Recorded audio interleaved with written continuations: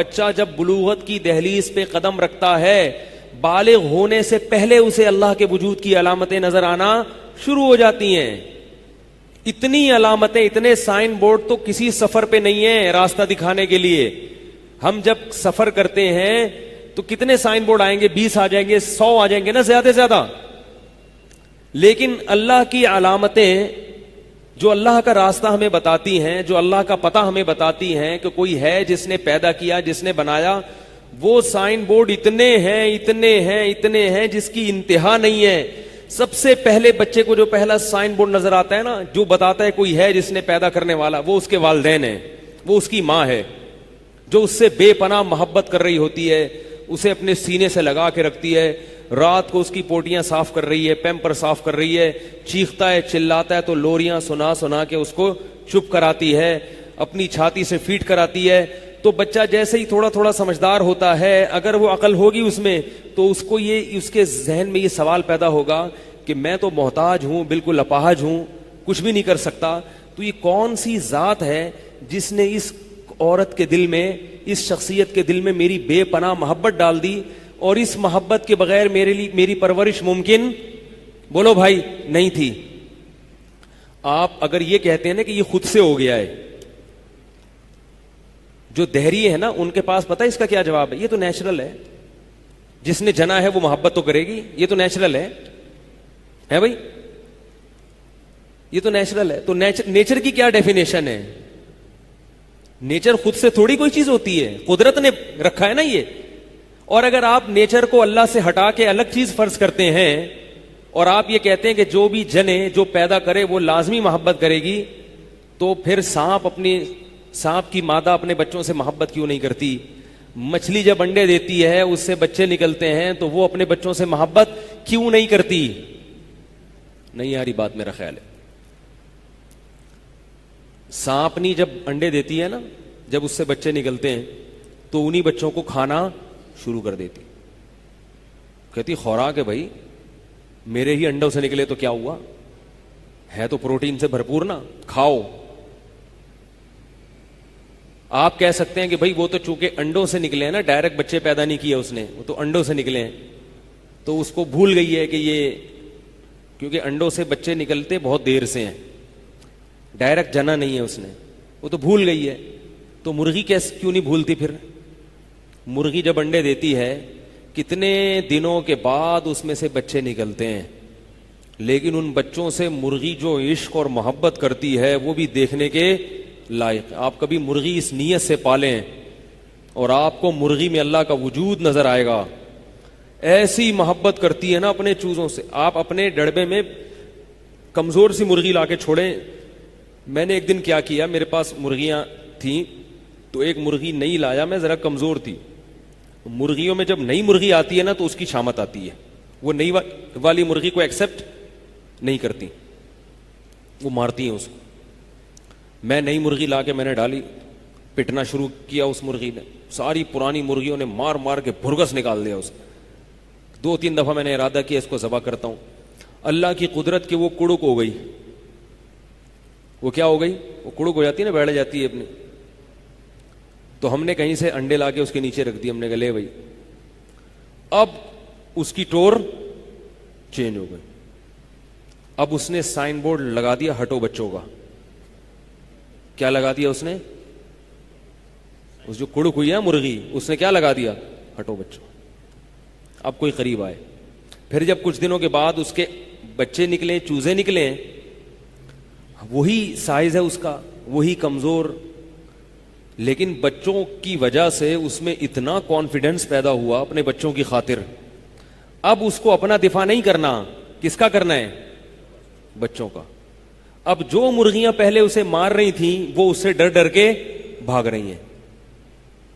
طاقت تو پہلے سے بھی کم ہو گئی، قوت پہلے سے بھی کم ہو گئی، کیونکہ اتنا عرصہ بیٹھی رہی ہے. اعتکاف میں بیٹھی ہوئی تھی نا، وہ تو 21 دن کا اعتکاف تھا. تو جیسے آپ اعتکاف میں بیٹھتے ہیں تو تھوڑی سی توانائی میں کمی آ جاتی ہے، تو مرغی کا اعتکاف کتنے دن کا ہوتا ہے؟ 21 دن کا. 21 دن وہ اعتکاف میں بیٹھ کے جب اٹھی ہے، اتنی توانائی اس کے اندر. وہ کیا تھا؟ بچوں سے عشق اور محبت، کہ اب میں جان پہ کھیل جاؤں گی، بچوں پہ آنچ نہیں آنے دوں گی. یہی جب سانپ کی مادہ کے ساتھ ہوتا ہے تو وہ انہی بچوں کو کھا جاتی ہے, مرغی کے ساتھ ہوتا ہے تو ان بچوں کو کی حفاظت کرتی ہے, مچھلی کے ساتھ ہوتا ہے, مچھلیوں میں بعض مچھلیاں انڈے دیتی ہیں, بعض ڈائریکٹ بچے دیتی ہیں, جو انڈے دیتی ہیں وہ انڈے کھا جاتی ہیں, جو بچے دیتی ہیں وہ بچے کھا جاتی ہیں. تو یہ اللہ نے بتا دیا کہ میں جس کے دل میں چاہوں گا محبت ڈال دوں گا اور جس کے دل میں چاہوں گا نفرت ڈال دوں گا. انسان کی ماں کے دل میں اللہ نے انسان کے بچے کی محبت ڈالی ہے. اگر اللہ نہ ڈالتا تو یہ نیچر نہیں ہے, فطرت نہیں ہے, ماں کبھی بھی نہ پالتی بچے کو.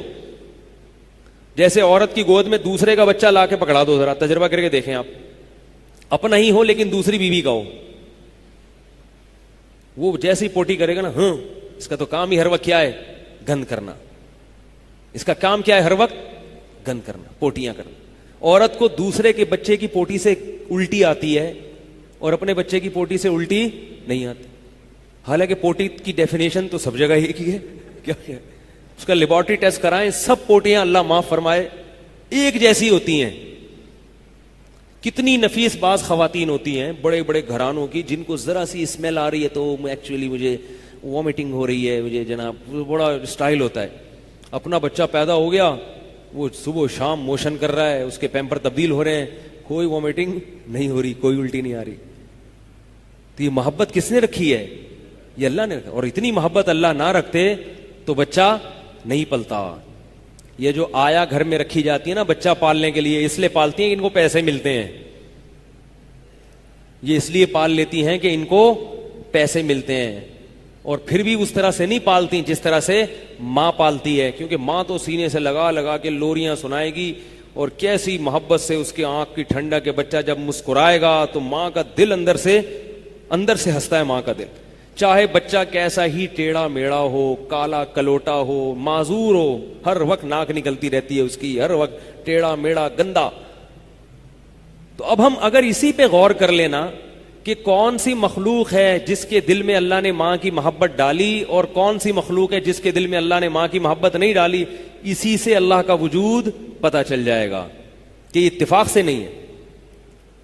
وہ جانور جن کی نسل بہت تیزی سے بڑھتی ہے, ان کی ماؤں کے دلوں میں اللہ نے ممتا نکال لی ہے. مچھلی ہزاروں انڈے دیتی ہے. میں نے ایکویریم میں مچھلیاں بہت پالی ہیں, 5.5-6 فٹ کا ایکویریم میں نے خود بنایا تھا, گھر میں خود بنوایا تھا, شیشے لا کے نا اس کو جوڑ کر. تو ایک دن یہ گولڈن فش ہے نا, دیکھو تو بچے ہی بچے, یہ ہزاروں بچے دیتی ہے. اور کیا کرتے ہیں کہ جیسے ہی یہ بچے دیتی ہے نا تو فوراً اس کی ماں کو دوسرے ایکویریم میں ڈال لیا جاتا ہے, کیونکہ اگر آپ نے نہیں نکالا تو وہ بچے سارے کھا جاتی ہے. اب اگر اللہ تعالیٰ اس مچھلی کے دل میں بچوں کی ممتا پیدا کر دیتے تو سمندر میں پاؤں رکھنے کی جگہ نہ ہوتی. اتنی مچھلیاں پیدا ہو جاتی لاکھوں کروڑوں کے حساب سے کہ مچھلیاں زیادہ ہوتی اور سمندر کم ہوتا. آئی بات سمجھ, وہ بھوکی بھی مرتی اور پتہ نہیں کیا کیا ہوتا ان کے ساتھ. اتنی اللہ نے, تو اللہ نے کیا کہا کہ میں پیدا تو بہت کروں گا مگر ماں کے دل سے ممتا چھین لوں گا تاکہ ان کا گروتھ ریشو ایک اعتدال سے بڑھے. گروتھ ریشو جو ہے نا وہ بہت زیادہ بھی نہ ہو اور بہت کم بھی نہ ہو. اب صرف اسی پہ غور کر لو آپ. سانپ کا بھی ایسا ہی ہے. اگر سانپ اپنے بچوں کو نہ کھاتی ہے سانپنی تو دنیا میں سانپ ہی سانپ ہوتے.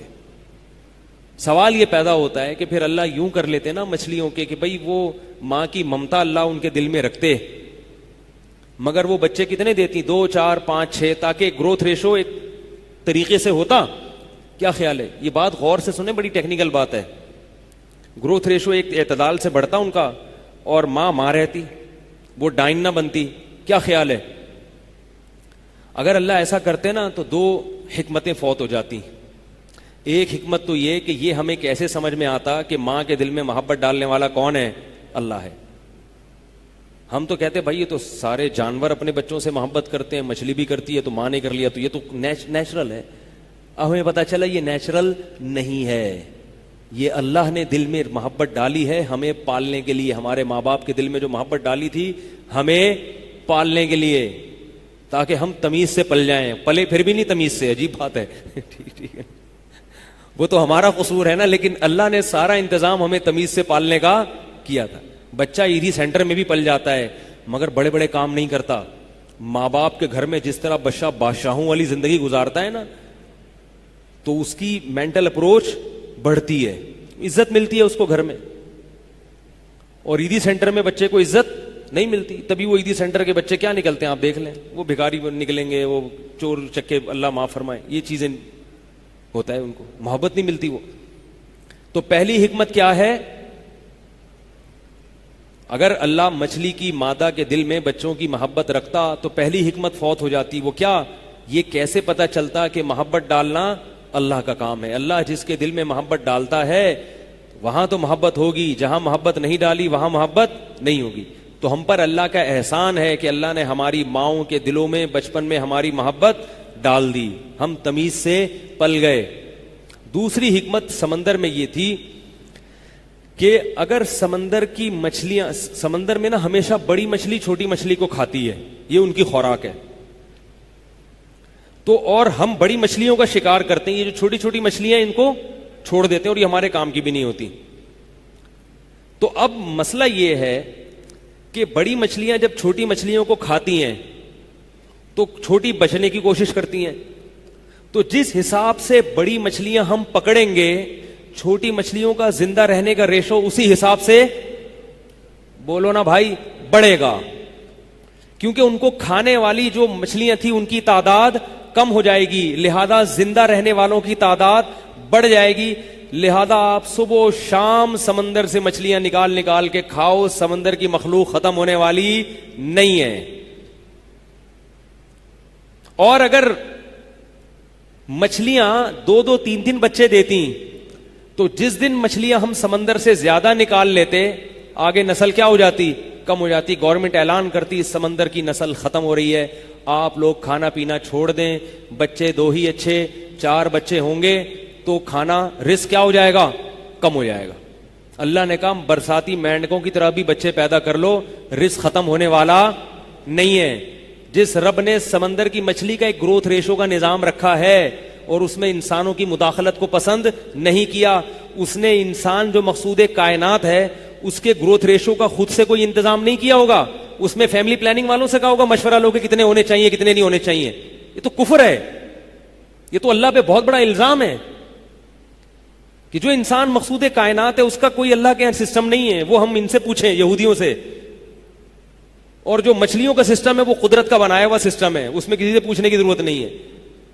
تو یہ سب سمجھانے کے لیے اللہ نے کیا سمندر کا نظام بنا دیا کہ بھائی تم اگر بڑی مچھلیاں زیادہ پکڑو گے تو چھوٹی مچھلیوں کی نسل خود بخود بڑھے گی, کیونکہ لاکھوں تعداد میں پیدا ہوتی ہیں. اور اگر تم اس لالچ میں کہ نہیں یا اللہ میں مچھلی نہیں نکال رہا سمندر سے, کہیں ایسا نہ ہو کہ سمندر کا رزق ختم ہو جائے, تو میں تھوڑی تھوڑی کر کے مچھلی نکالوں گا, تھوڑی تھوڑی کر کے کھاؤں گا, تو نتیجہ کیا نکلے گا, آپ تو مچھلی نہیں کھائیں گے مگر کل جن مچھلیوں نے آپ کی خوراک بننا تھا وہ آپ کی بننے کے بجائے ان مچھلیوں کی خوراک بن جائیں گے جن کو آپ کی خوراک بننا تھا. تو نتیجہ گھوم پھر کے پھر کیا ہوگا. نہیں آ رہی سمجھ میں, رکھل رہنے دو یار, نہیں آ رہی نا, آ رہی ہے. یہ چیزیں آپ کو کتابوں میں نہیں ملیں گی, کہیں آپ کتاب میں پڑھ کے دیکھیں کہ بھی کہاں کون سے صفحے پہ لکھی ہوئی چیزیں, یہ کتابوں میں نہیں ملیں گی آپ کو یہ چیزیں. یہ آپ کو الفلاحیہ مسجد میں ملیں گی انشاءاللہ, انڈا موڑ, ایڈریس نوٹ کر لیں آپ لوگ. تو بھائی میں یہ عرض کر رہا تھا کہ کتنی نشانیاں نظر آتی ہیں, کتنی نشانیاں. بچے کو سب سے پہلی نشانی کون سی نظر آتی ہے, اپنی ماں. وہ سوچنے پر مجبور ہوتا ہے کہ کیوں مجھے اتنا سینے سے چپکا رہی ہے, کیوں مجھے اتنا پیار کر رہی ہے. پھر باپ نظر آتا ہے اس کو, کیسے کما کما کے لا کے کھلا رہا ہے. باپ کے دل میں اللہ نے محبت ڈال دی, کیسا غیرت مند ہوتا ہے, بیٹیوں سے کتنی محبت کرتا ہے باپ, بیٹوں سے کتنی محبت کرتا ہے, اور کیسا حالانکہ ڈرتا بھی ہے کہ پتہ نہیں میرا مستقبل ہوگا کیا, یہ بچہ میرا کرے گا کیا بڑا ہو کر, کوئی بھروسہ تھوڑی ہو. آج وہی بچہ باپ کو قتل بھی کر دیتا ہے جائیداد کی لالچ میں, وہی بچہ باپ کو کے برین ہیمریج کا ذریعہ بن جاتا ہے.